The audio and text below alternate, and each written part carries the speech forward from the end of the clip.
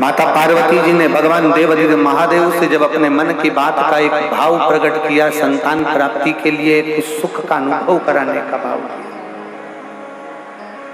और एक बात अपने भीतर उतारी है, जैसे एक संतान हो जाती है, मान लो एक बच्चा हो गया, एक संतान हो गई, और एक संतान होने के बाद में दूसरी संतान हो ही नहीं रही। किसी को 10 साल हो गए, किसी को 8 साल हो गए, किसी को 5 साल हो गए, किसी को 6 साल हो गए, किसी को 9 साल हो गए, किसी को 12 साल हो गए, दूसरी संतान हो ही नहीं रही। आपने डॉक्टरों को भी दिखाया, इलाज भी करवाया, फिर भी संतान का सुख नहीं है। तो शिव महापुराण में बेलपत्र के वृक्ष का बड़ा सुंदर भाव था। जिसको संतान का सुख नहीं है उसको सफेद आंकड़े की जड़ का प्रयोग करना चाहिए, और जिसके घर में एक संतान हो चुकी है और दूसरी संतान नहीं हो रही है, 8 साल 10 साल 15 साल 20 साल 22 साल हो गए और दूसरी संतान का अगर सुख नहीं है, तो उसके लिए बेलपत्री के वृक्ष के नीचे का एक भाव बड़ा सुंदर कहा गया। किसी भी सोमवार से आप ये प्रयोग करना प्रारंभ कर सकते। 11 रुद्र होते हैं, 11 रुद्र होते हैं।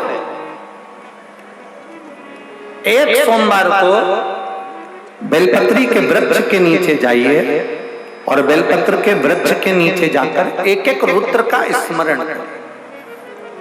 करना। क्या है? बेलपत्री के वृक्ष के नीचे जब आप जाएं तो बेलपत्र के वृक्ष के नीचे की ही मिट्टी का एक कुंड, आप लोग क्या कह सकते हैं, यहाँ पर हम क्या बोले उसको, जैसे मिट्टी का एक कटोरी बनाते हैं ना, क्या बोलते हैं उसको, कुंडी बना देते हैं मिट्टी की। बेलपत्री के वृक्ष के नीचे की ही मिट्टी, उसी मिट्टी का एक छोटा सा एक कुंडा बना दो उसको मिट्टी का। जितने लोग आस्था चैनल पर सुन रहे हैं, जितने लोग फेसबुक यूट्यूब पर श्रवण कर रहे हैं, बड़े ध्यान से सुनिएगा, सावधान। मिट्टी की कुंडी बनाई, उस कुंडी में जल समर्पित कर दिया, और जल चढ़ाने के बाद में एक घी का दिया लगाकर वहीं पर थोड़ा सा मीठा, कुछ भी जो आपके पास में हो, घर में जो भी उस समय पर आपके साथ में हो, या तो दूध घर का मीठा हो, जैसे मावे का, खोए का हो, या खीर हो, तो वहीं पर एक कटोरी में थोड़ा सा रख दीजिए, और उस कुंडी में जो जल चढ़ाया गया है वहां पर उस बेलपत्री के वृक्ष के नीचे भगवान शंकर के 11 जो रुद्र हैं उसमें से एक एक रुद्र का आपको स्मरण करना है। 11 रुद्र का नाम क्या है? तो पहले नंबर पर आता है कपाली, दूसरे नंबर पर आता है पिंडर, तीसरे नंबर पर आता है भीम, चौथे नंबर पर आता है विरूपाक्ष,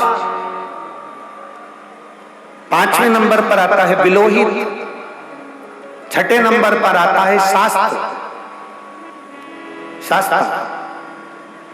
7वें नंबर पर आता है अजपात, 8वें नंबर पर आता है अहिष्णु,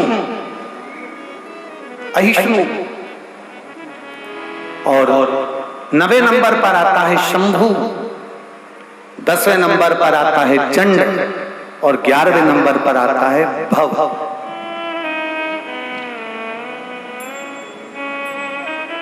अगर अभी आप लोग नहीं लिख पाए हैं तो बाद में मोबाइल पर से कथा को पीछे खींचना, फिर उसमें से धीरे धीरे इसको लिखना।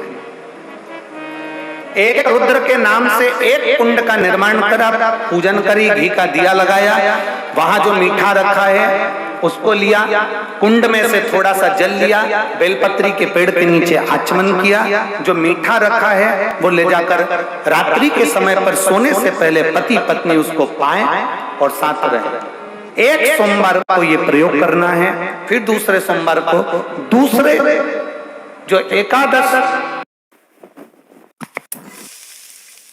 Happy Hong's Day to you. Full Mars body woohoo. Momo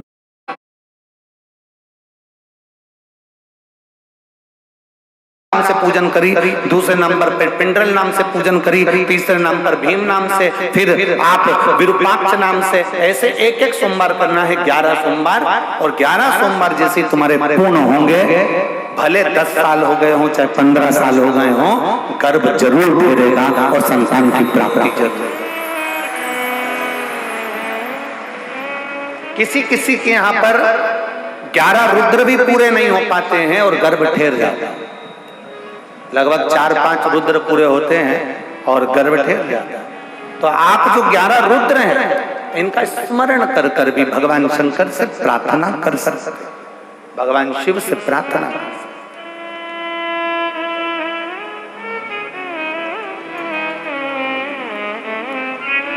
और शंभु शरणे पड़ी मांगू घड़ी रे घड़ी दुख काटो दया करी दर्शन आप 11 रुद्र का स्मरण कर कर भी पूजन कर सकते। शिव कथा कर रही है, भगवान शंकर का संवाद कर रहा है, शिव महापुराण की कथा कर रहे। पार्वती जी ने भगवान शिव से कहा, तारकासुर का वध होना है, गंगा जी के जल से भगवान शंकर के तेज पुंज से 6 पुत्रों का जन्म हो, जिनको कृतिकाओं ने पाला तो उनका नाम कार्तिकेय पड़ गया। बोल कार्तिकेय महाराज की, जिनका नाम कार्तिकेय पड़ गया।